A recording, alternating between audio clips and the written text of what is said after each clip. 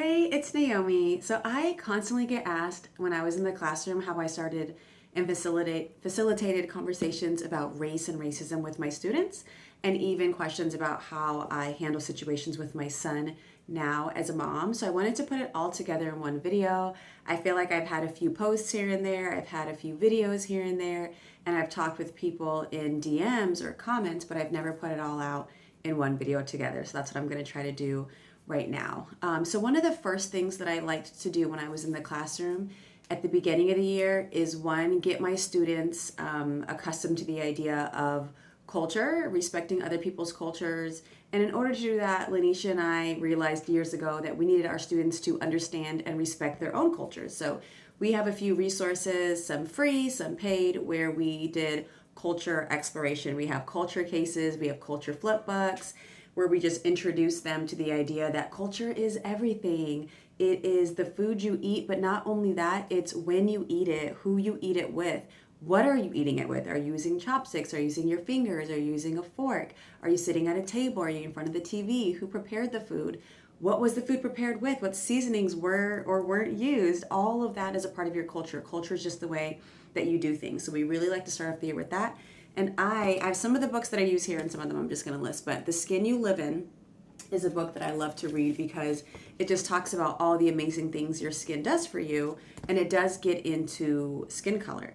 And then I would even take it a step further and, talk about melanin and what gives us our skin color. And we talk about the differences that we saw in our classroom and really highlight the beauty of it. Because before I get into the negative, I'm always going to uplift and affirm and highlight. I don't want the first lesson that these students or my own son has possibly had about race to be just negative, negative, negative. And then that's just like tied into their thought process when they think about skin. So The Skin You Live In is a really great book to read. And then we have discussions about skin color and how our differences make us so great, that we have similarities, but we have differences, and that differences aren't bad. They're not weird. They're literally just different. And I make it a point all year long to point that out as we learn about different cultures. And, some student or even my own son is going to say, well, that's weird, or they're going to find something to laugh at. And I stop it every single time. Like, would you want someone, that's a part of their culture. Would you want someone laughing at your culture? Would you want someone to see your lunch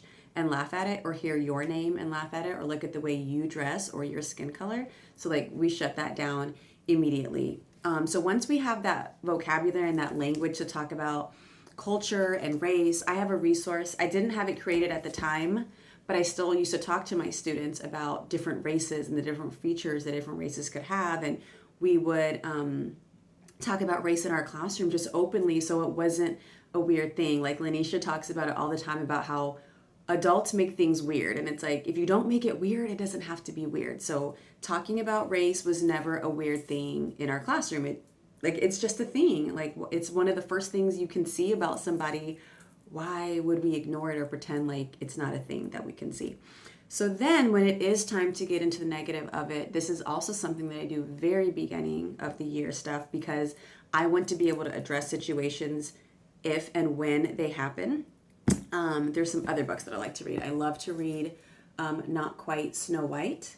And it's about a little girl who she wants to try out to be Snow White. And the kids in her class are like, well, you're kind of tall and you're kind of chubby and you're kind of brown.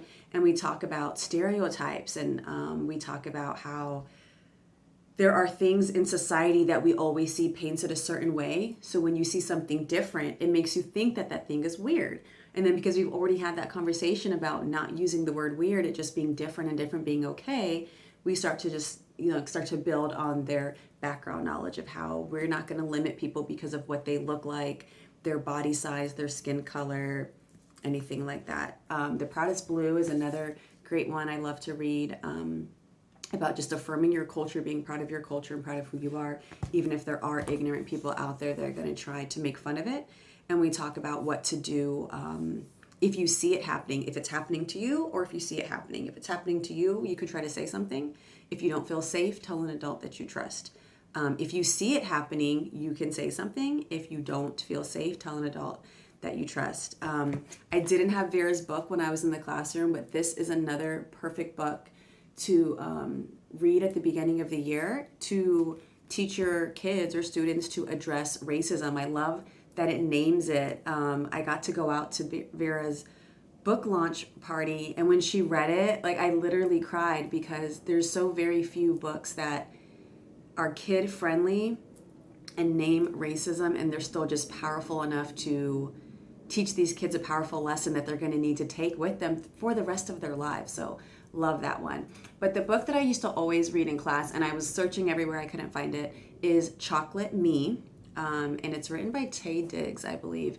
And I love it for so many reasons, but there's a few things that I wish were different in it. But I mean, that's every book, right? And I'll get into that in a minute. But I like to read that book because if you're not familiar with it, there's a little black child and there's 3 white kids named Timmy, Tommy, and Mark.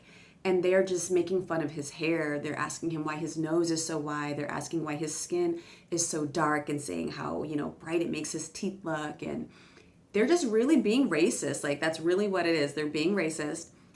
And this cute little boy goes home crying to his mom, and his mom affirms him, and then they make chocolate cupcakes. So she's telling him, like, his skin is sweet and chocolate and beautiful. And he makes cupcakes, and he goes out and gives it to the kids, and they're all friends again. And that's the part that I don't like. I don't like that the racism wasn't confronted. And it's just a matter of pointing it out with your kids, if that's something you choose to read. Like I say, friends. Now, this whole beginning of this book, these kids were very racist towards this child. He went home crying. And then now he's just made them cupcakes, and they seem to be friends.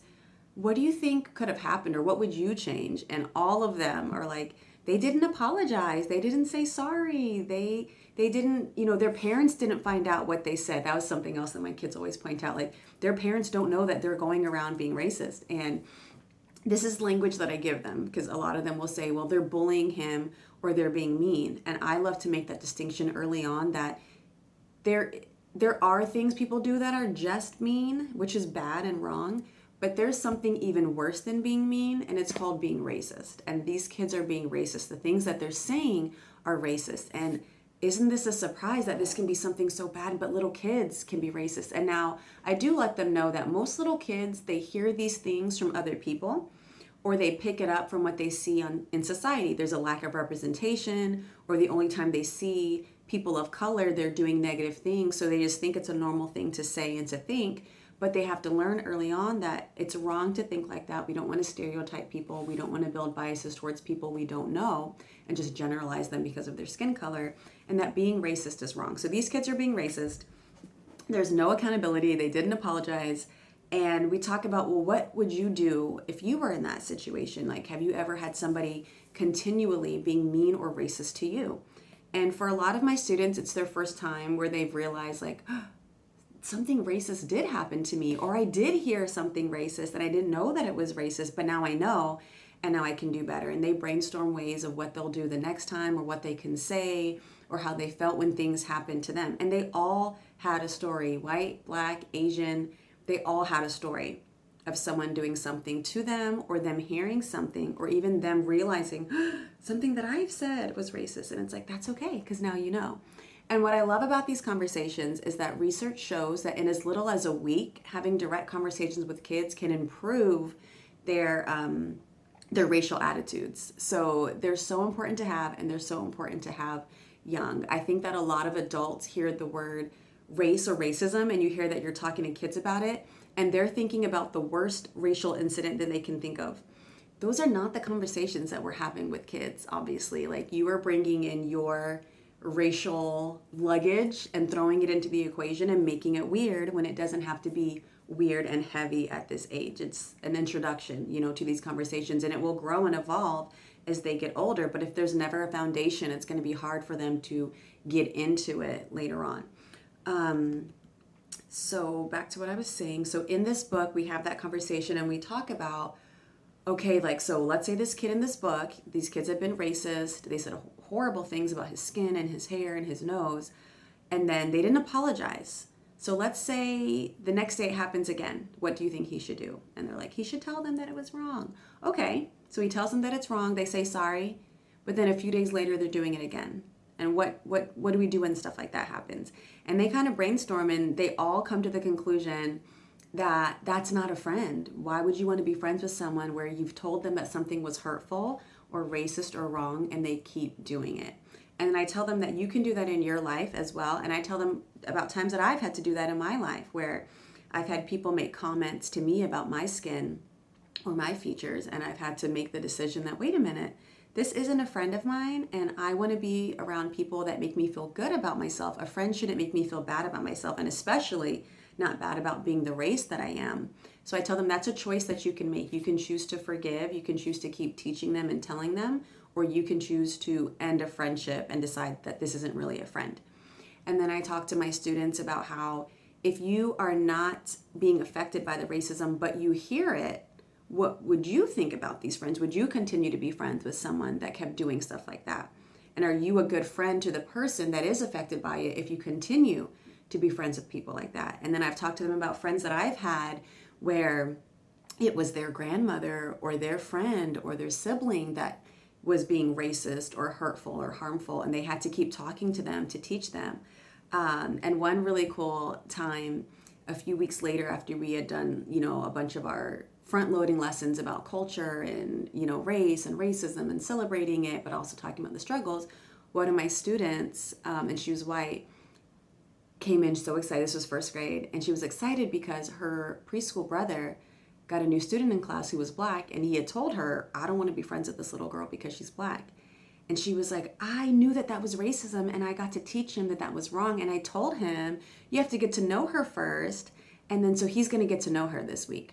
And then as the school year went on, she would just, keep reporting back that they're friends and they played together on the playground. And she's like, I stopped him, from making this choice because of her skin color. And it's like, yes, and that's what we're supposed to do. Like, those are the kind of things that can come out if we have these conversations early. If we didn't have that conversation and, this child's preschool teacher didn't catch that, or that child's parent didn't catch it because of just simply not talking about it, who knows what he would have grown up thinking or what their relationship with that new student could have been. When we don't talk about things, we leave society to make certain decisions for us, And like I was saying a few minutes ago, this is a continual conversation that's going to grow and evolve as they get older. It's like you have the conversation and you turn the switch on. And then society comes along with messaging, with lack of representation, with racism, and the switch gets turned off. And then you have to come back and turn it on. And then society turns it off. You turn it back on. Grandpa turns it off. You turn it back on. A situation at school turns it off. And you have to keep pouring into them until they have the ability to turn that switch on and keep it on despite the messaging that they see or the comments that they hear.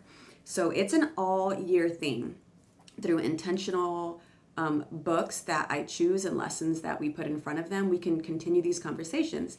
And what's really cool is like intersectionality is once you've had a conversation like that, it's easy to bring in other conversations about struggles that other communities are going through and say, remember we had this talk? Same thing. If you see it, say something, teach somebody, check yourself. Do I say these things? Do I think these things? And we all have to continue to grow and be better together.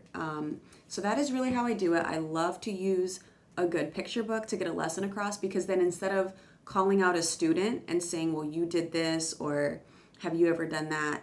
I can say, remember the character in that story? This is what this situation is reminding me of. And remember how that other character felt?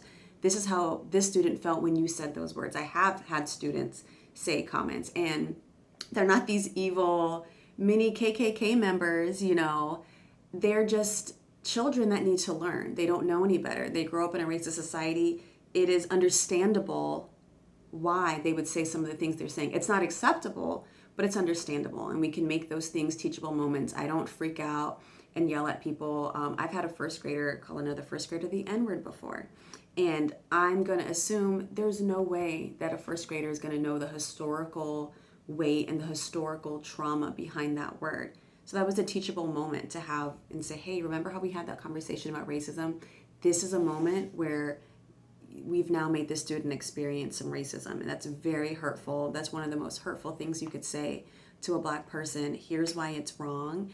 And now that you know, I don't want you to say this again. I'm going to have to contact your parents, not because I want you to get in trouble, because I want them to, talk to you at home and really help you learn this lesson. So it's never a condemning, awful, evil thing that I think some people make it out in their heads to be.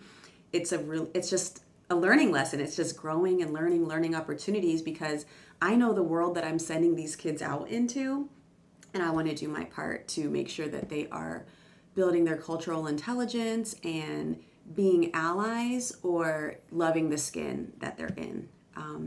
So I think I covered everything that I wanted to cover. We do the culture cases, culture flip books.